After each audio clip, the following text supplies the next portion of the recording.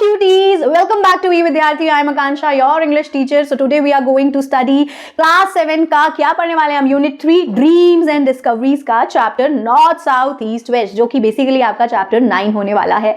सो ये क्या है, ये एक बड़ी इंटरेस्टिंग सी स्टोरी है जिसमें आपको ये देखने मिलेगा कि पोस्ट कार्ड के थ्रू एक बच्ची शाना जो है वो ट्रैवल करती है जगह जगह और अपने पोस्ट कार्ड में मेंशन करती है, बताती है कि भैया कहाँ कहाँ वो गई और वहां उसने क्या क्या ऑब्जर्व किया. वो पूरा वर्ल्ड का टूर कर रही है अपने पेरेंट्स के साथ और वो पोस्ट कार्ड्स लेकर आती है हर जगह. तो ये तो आपको स्टोरी में जानने के लिए मिलेगा. तो फिर आप मुझे बताएंगे कि भाई क्या आपने कौन कौन सी जगहों के बारे में आपने क्या क्या इस कहानी से सीखा कि भाई वो माउंटेन्स में जा रही है तो वो क्या देख रही है, स्नो में जा रही है, ग्लेशियर्स देख रही है, वो फॉरेस्ट में जा रही है, यानी वो पूरी बायोडाइवर्सिटी को डेजर्ट से लेकर नदियों तक डिस्कवर कर रही है और हर जगह से कुछ ना कुछ एज अ मेमोरी लेकर आ रही है और पोस्ट कार्ड के थ्रू उसकी ये स्टोरी पूरी अच्छे से बताई गई है.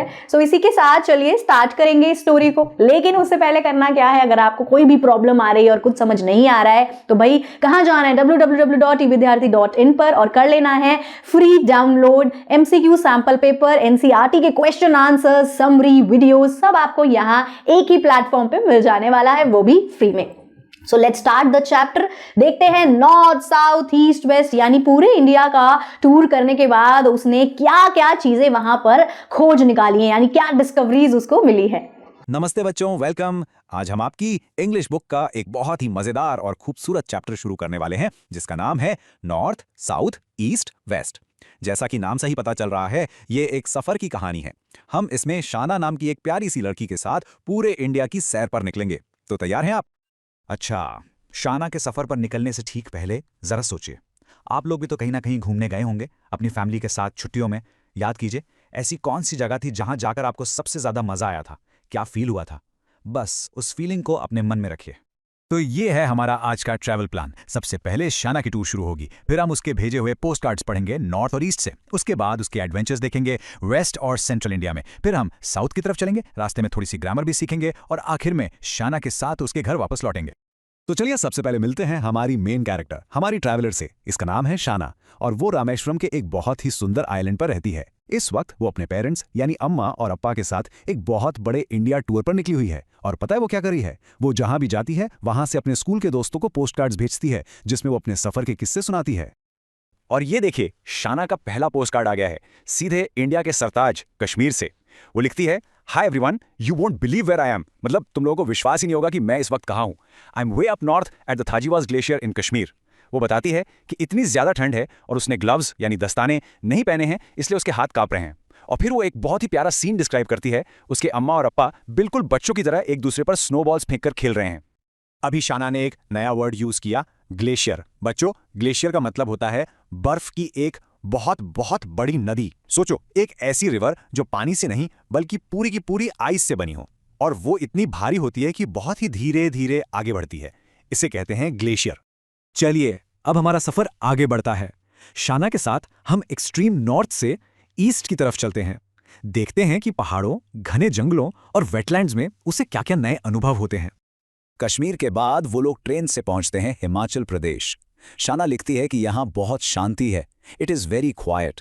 उसकी ट्रेन की कैबिन की खिड़की से बहुत सारे पहाड़ दिखते हैं और सुबह सुबह उसकी नींद कलरफुल बर्ड्स की मीठी मीठी आवाज से खुलती है. फिर वो एक बहुत ही फनी बात लिखती है, रात को उसे अजीब गुर्राने की आवाजें सुनाई देती हैं जिसे वो सोचती है कि शायद किसी भालू यानी बैर की आवाज है. पर उसकी अम्मा उसे बताती हैं कि वो बैर नहीं, उसके अप्पा के खर्राटे हैं, यानी उसके अप्पा स्नोरिंग कर रहे हैं. और अब देखिए सफर उन्हें कहाँ ले आया है, सीधे अरुणाचल प्रदेश. शाना खुद बहुत हैरान है. वो लिखती है, did you know that Arunachal Pradesh is far away from Himachal Pradesh. उसे तो लगता था कि जिन स्टेट्स के नाम के आगे प्रदेश लगा है वो सब आसपास होंगे, पर हिमाचल तो नॉर्थ में है और अरुणाचल एकदम ईस्ट में. यहाँ के जंगल इतने घने हैं, इतने थिक हैं कि अगर ध्यान न दो तो एक पल में रास्ता खो जाए. और वो बहुत एक्साइटेड है, उम्मीद कर रही है कि उसे यहाँ क्यूट रेड पैंडास देखने को मिलेंगे. तो देखा आपने, ये स्लाइड हमें कितने अच्छे से दोनों जगहों का फर्क बता रही है. हिमाचल प्रदेश है नॉर्थ में जहाँ शांति है, सुकून है और ऊंचे ऊंचे पहाड़ हैं. वहीं अरुणाचल प्रदेश है एकदम ईस्ट में जहाँ घने जंगल हैं. एक तरफ चिड़ियों की मीठी आवाज है तो दूसरी तरफ रेड पैंडास को देखने की एक्साइटमेंट है. इससे पता चलता है कि हमारा देश इंडिया कितना ज्यादा डाइवर्स है. अब शाना थोड़ा साउथ वेस्ट ट्रैवल करके वेस्ट बंगाल आती है। यहाँ वो एक बहुत ही यूनिक जगह जाती है जिसका नाम है सुंदरबंस। वो लोग वहाँ बोट राइड कर रहे हैं। उसकी अम्मा ने उसे बताया कि ऐसी दलदली जगहों को जहाँ पानी और मिट्टी एक साथ होते हैं वेटलैंड्स कहते हैं। यहाँ उसने क्रोकोडाइल्स यानी मगरमच्छ और एक सांप भी देखा। ये देखकर वो थोड़ा डर जाती है और लिखती है, I hope they don't follow us home, मतलब मैं उम्मीद करती हूँ कि ये हमारा पीछा करते करते घर तक ना आ जाएं। चलिए ईस्ट की इस जर्नी से कुछ नए इंग्लिश वर्ड सीखते हैं। पहला है वेटलैंड्स। वेटलैंड्स का मतलब होता है दलदली जमीन जहां हमेशा गीलापन और पानी रहता है, जैसे मार्शेज या स्वम्प्स।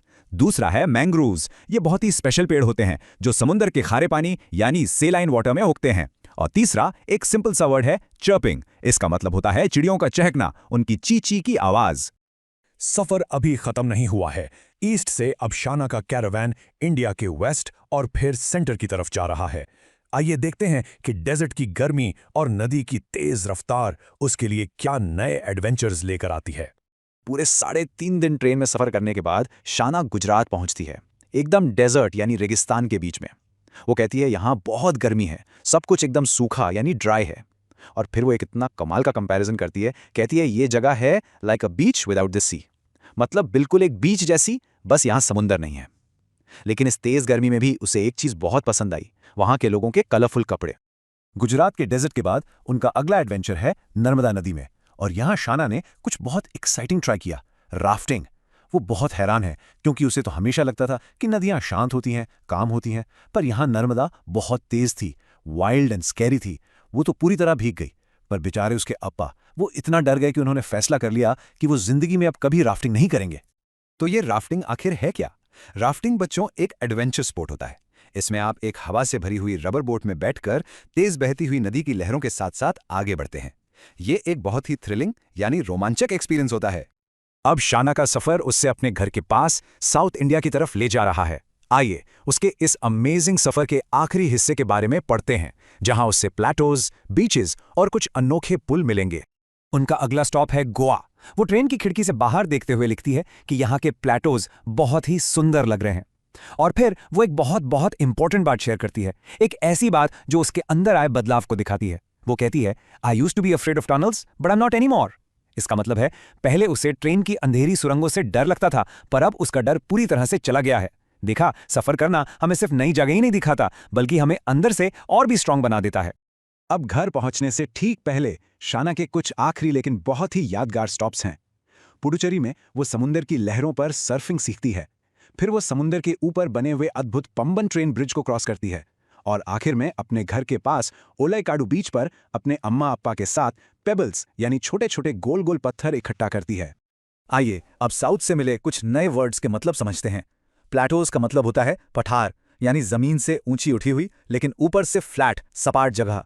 सर्फ एक वाटर स्पॉट है जिसमें आप एक सर्फ बोर्ड की मदद से समंदर की लहरों पर सवारी करते हैं। डाइव का मतलब होता है पानी के अंदर गहराई में तैरना, स्पेशल ब्रीदिंग इक्विपमेंट के साथ।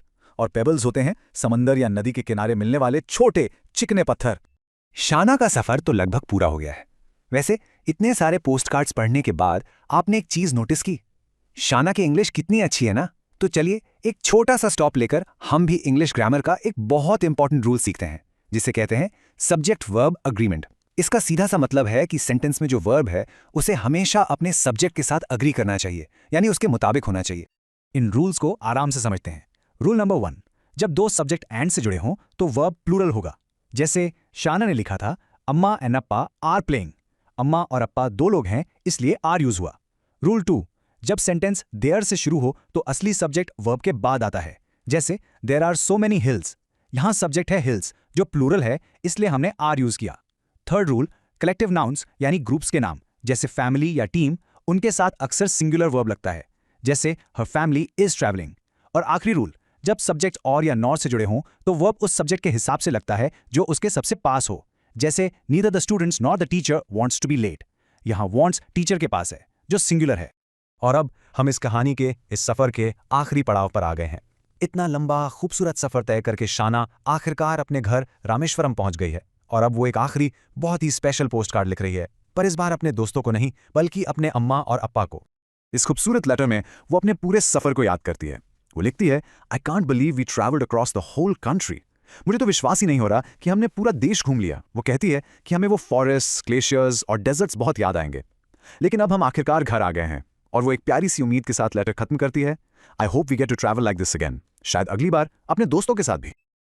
Hello everybody again. तो चलिए, अब आपने ये पूरी स्टोरी जो है सुन ली होगी और अब आपको बहुत कुछ इससे सीखने समझने मिला होगा। तो सबसे पहली चीज आपने क्या इसमें देखी सीखी कि भाई जब भी हम ट्रैवल करने के लिए कहीं जाते हैं तो हमें नॉलेज हो जाती है किसकी, अपनी बायोडाइवर्सिटी की। दूसरी चीज कि हम जितना ज्यादा अलग अलग जगह जाके चीजों को ऑब्जर्व करेंगे हम उतना ही लर्न भी उससे कर पाते हैं। और हमेशा अपने अंदर एक क्या क्यूरियोसिटी रखनी चाहिए, उससे ही नई नई डिस्कवरीज मिल जाती हैं। सो इसी के साथ ये चैप्टर यहीं पर खत्म होता है। इसके बाद अब हम करेंगे अगला वाला चैप्टर अगली वाली वीडियो में। सो फिर मिलेंगे नेक्स्ट वीडियो में। Bye bye cuties.